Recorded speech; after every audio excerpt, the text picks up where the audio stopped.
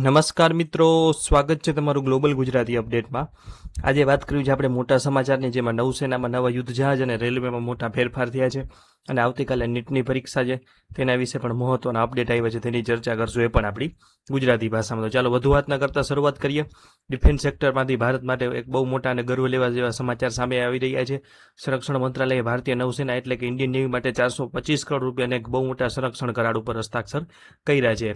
આ મોટો કોન્ટ્રાક્ટ પુણેની જાણીતી કંપની ભારત ફોર્જ લિમિટેડને મળ્યો છે અને આ ડીલ અંતર્ગત કંપની આપણી નેવીના આધુનિક યુદ્ધ જહાજો માટે 12 શક્તિશાળી marine gas turbine generator set તૈયાર કરશે અને સૌથી મહત્વની વાત એ છે કે આ જનરેટરમાં 60%થી વધુ સ્વદેશી સામગ્રીનો ઉપયોગ કરવામાં આવશે, જે પ્રધાનમંત્રી નરેન્દ્રભાઈ મોદીના મેક ઇન ઇન્ડિયા અને આત્મનિર્ભર ભારતના સંકલ્પને વૈશ્વિક સ્તરે એક નવી મજબૂતી આપશે।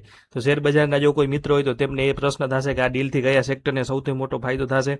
તો આ ડીલથી ડિફેન્સ અને શિપ બિલ્ડિંગ સેક્ટરને અને કેપિટલ ગુડ્સ અને એન્જિનિયરિંગ સેક્ટરને આ ડીલથી નાની મોટી એસએમઈ કંપનીઓને પણ આનાથી મોટા પાયે ઓર્ડર મળી શકે છે। આગળ વાત કરી બીજા સમાચારની, તો ભારતીય નૌસેનાની તાકાતમાં વધારો કરતા એક બહુ મોટા સમાચાર કલકત્તાથી આવી રહ્યા છે। પ્રધાનમંત્રી નરેન્દ્રભાઈ મોદીની હાજરીમાં 21 જૂન 2026ના રોજ દેશમાં જ બનેલા પ્રથમ પંક્તિના 3 શક્તિશાળી યુદ્ધ જહાજો દુનાગીરી, સંશોધક અને અગ્રય અને નેવીમાં સામેલ કરવામાં આવશે। કોલકાતાના જીઆરએસ યાર્ડ દ્વારા તૈયાર કરેલા ત્રણેય જહાજો દરિયાઈ યુદ્ધ, હાઇડ્રોગ્રાફિક સર્વે અને એન્ટી સબમરીન ઓપરેશનમાં ભારતીય સેનાની ક્ષમતાને બહુ જ મજબૂત બનાવશે। આ પ્રોજેક્ટની સૌથી મોટી ખાસિયત એ છે કે આ જહાજોમાં 75%થી વધુ સ્વદેશી સામગ્રીનો ઉપયોગ કરાયો છે અને આના નિર્માણમાં દેશના 200થી વધુ એમએસએમઈ જોડાયેલા હતા, જે આત્મનિર્ભર ભારતની દિશામાં એક ઐતિહાસિક સિદ્ધિ છે। આગળ વાત કરીએ રેલવેની, તો ભારતીય રેલવેના મુસાફરો અને રેલવે વ્યવસ્થાને લઈને એક બહુ મોટા સમાચાર સામે આવી રહ્યા છે। કેન્દ્રીય રેલવે મંત્રી અશ્વિની વૈષ્ણવજી રેલવે સ્ટેશનોના મેનેજમેન્ટ વધુ મજબૂત અને હાઈટેક બનાવવા માટે સ્ટેશન માસ્ટરને મોટી સત્તા આપવાની જાહેરાત કરી છે। મુસાફરોની સુવિધા અને સુરક્ષા માટે સ્ટેશન માસ્ટર હવે સ્થળ ઉપર ત્વરિત નિર્ણય લઈ શકે તે માટે તેમની નાણાકીય અને વહીવટી સત્તાઓ વધારવામાં આવશે। સાથે જ ટ્રેનોના સુરક્ષિત સંચાલન માટે મલ્ટીરેક રૂટ ઉપર વધારાના સ્ટેશન માસ્ટરની ભરતી પ્રક્રિયા પણ ઝડપી કરાશે। આ આખા પ્લાનિંગમાં ટેકનોલોજી પર ખાસ ભાર મુકાયો છે, જેમાં સ્ટેશન માસ્ટર માટે મોબાઈલ એપ આધારિત પેપરલેસ કામગીરી અને વર્ચ્યુઅલ રિયાલિટી દ્વારા આધુનિક ટ્રેનિંગ આપવામાં આવશે અને આ મોટા ફેરફારથી દેશભરના લાખો રેલવે મુસાફરોની સુવિધાઓ અને સ્ટેશન મેનેજમેન્ટમાં બહુ સુધારો જોવા મળશે। આનાથી રેલવે કંપનીઓને આગળ જતા પણ ફાયદો થઈ શકે છે। હવે વાત કરીએ દિલ્હીની, તો દિલ્હી એનસીઆરમાં પ્રદૂષણ ઘટાડવા અને વ્હીકલ સ્ક્રેપેજ પોલિસીને લઈને કેન્દ્ર સરકાર તરફથી એક બહુ મોટા સમાચાર સામે આવી રહ્યા છે। સરકારની જૂની ટ્રક અને બસોને બદલવાની સ્કીમમાં હવે દેશનું મોટું ઓટોમોબાઈલ ગ્રુપ મહિન્દ્રા ગ્રુપ સામેલ થઈ ગયું છે। સડક પરિવહન મંત્રાલય અને મહિન્દ્રા વચ્ચે થયેલા નવા કરાર અંતર્ગત જો તમે દિલ્હી એનસીઆરમાં જૂની ટ્રક કે બસ બદલી નવી ખરીદશો તો કંપની તરફથી ગાડીની એક શોરૂમ કિંમત ઉપર સીધું 8% ડિસ્કાઉન્ટ મળશે। આ સ્કીમ ઇલેક્ટ્રિક વાહનો ઉપર પણ લાગુ થશે। આ ઉપરાંત કેન્દ્ર સરકાર દ્વારા નવી ખરીદી પર 5 વર્ષ સુધી 5%ની વ્યાજ સબસિડી દર મહિને ફ્રી ફ્યુલ ઇંધણ વાઉચર આપશે। એટલું નહીં, રાજ્ય સરકારો પણ નવી ગાડીઓ ઉપર 10 વર્ષ સુધી 100% રોડ ટેક્સ અને રજીસ્ટ્રેશન ફી માફ કરશે। મહત્વની વાત એ છે કે આ અઠવાડિયે ટાટા મોટર્સ અને અશોક લેલેન્ડ જેવી મોટી કંપનીઓ પણ આ સ્કીમમાં જોડાઈ ચૂકી છે।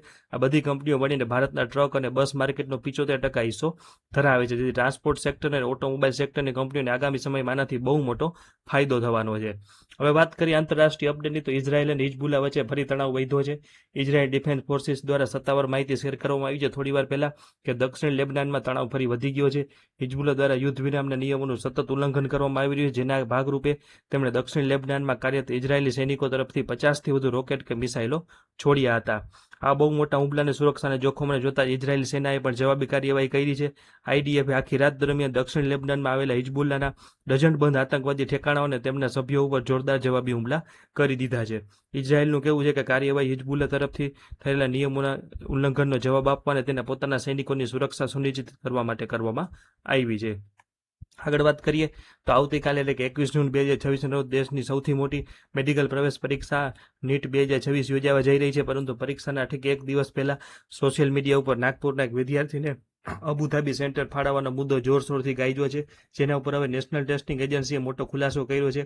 એનટીએ સ્પષ્ટતા કહી છે કે વિદ્યાર્થીને પોતાના લોગિન આઈડી પરથી જ ભૂલથી અબુધાબી સેન્ટર પસંદ કરવામાં આવ્યું, તેમ છતાં એનટીએ સ્ટુડન્ટ ફર્સ્ટ અભિગમ અપનાવીને પરીક્ષાના માત્ર 48 કલાક પહેલા મળેલી રજૂઆતને ગંભીરતાથી લીધી અને તાત્કાલિક એક્શન લઈને વિદ્યાર્થીનું સેન્ટર બદલી અને પાછું નાગપુર કરી આપ્યું છે, જેથી તેનું વર્ષ ન બગડે।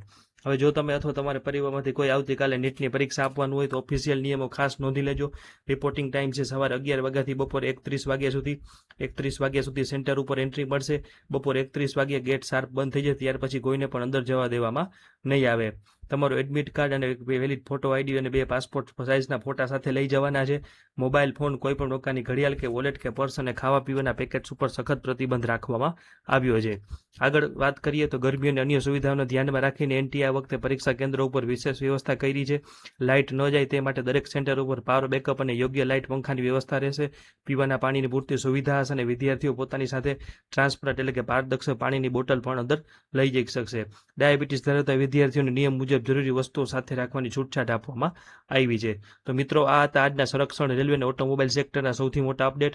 એક તરફ જ્યાં સંરક્ષણ મંત્રાલય ઇન્ડિયન નેવી તાકાત વધારવા માટે ભારત ફોર્સ સાથે 425 કરોડનો મોટો કરાર કર્યો છે, તો બીજી તરફ કલકત્તામાં 21 જૂને પ્રધાનમંત્રીની હાજરીમાં 3 નવા સ્વદેશી યુદ્ધ જહાજો નેવીમાં સામેલ થઈ જશે. આ સાથે જ રેલવે મંત્રી સ્ટેશન માસ્ટરને હાઈટેક પાવર આપીને મુસાફરોની સુવિધા વધારવાનો નિર્ણય લીધો છે. દિલ્હી એનસીઆરમાં પ્રદૂષણ ઘટાડવાની સરકારી સ્કીમમાં હવે મહિન્દ્રા ગ્રુપ પણ 8%ના શાનદાર ડિસ્કાઉન્ટ સાથે જોડાઈ ગયું છે. તો એક તરફ આવતીકાલે યોજાનારી નીટ પરીક્ષા માટે એનટીએ પણ વિદ્યાર્થી હિતમાં મોટા નિર્ણય લઈને સેન્ટરની સમસ્યાનો ગંભીરતાથી નિકાલ કર્યો છે અને કેન્દ્રો ઉપર પાણી પંખા જેવી વિશેષ વ્યવસ્થાઓ સુનિશ્ચિત કરી છે. તો દેશ દુનિયા અને બિઝનેસ જગતના આવા જ સચોટ અને ઝડપી સમાચારો ઓફિશિયલ પ્રૂફ સાથે જોતા રહેવા માટે અત્યારે જ ગ્લોબલ ગુજરાતી અપડેટ ચેનલને લાઇક, શેર અને સબસ્ક્રાઇબ કરજો. ફરી મળીશું નવા વિડીયોમાં. ત્યાં સુધી જોતા રહો ગ્લોબલ ગુજરાતી અપડેટ. જય હિન્દ, જય જય ગુજરાત. આભાર. જોડાયેલા રહેજો.